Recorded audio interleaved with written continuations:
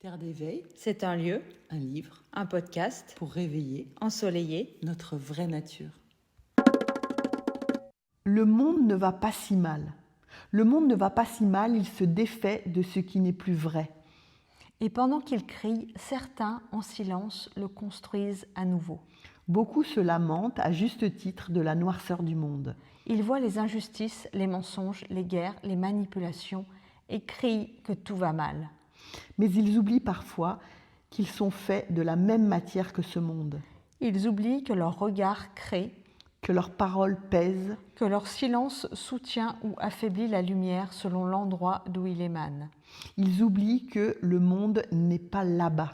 Il est dans leurs gestes, dans leurs choix, dans leurs mots du matin. Chaque fois qu'ils jugent, ils renforcent la séparation. Chaque fois qu'ils nourrissent la peur, ils épaississent le voile. Et pendant qu'ils cherchent des coupables, Le sacré s'éteint lentement dans leurs mains distraites.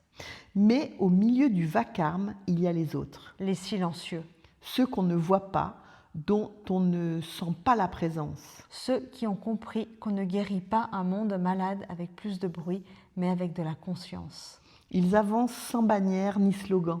Ils guérissent sans tambour ni projecteur. Ils reconstruisent le tissu du vivant par la qualité invisible de leurs vibrations.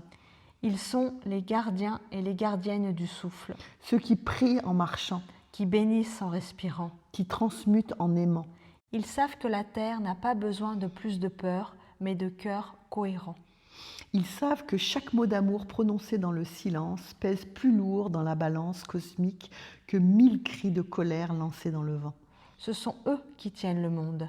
Pas les puissants, pas les élus, pas les systèmes. Ceux-là n'agissent qu'à la surface. Mais les vrais piliers sont ceux qui ont choisi la justesse plutôt que la vengeance, la présence plutôt que la distraction, la foi plutôt que le désespoir.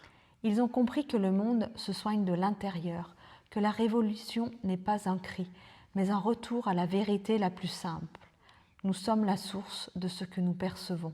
Ils savent que l'énergie qu'ils nourrissent aujourd'hui deviendra la réalité de demain.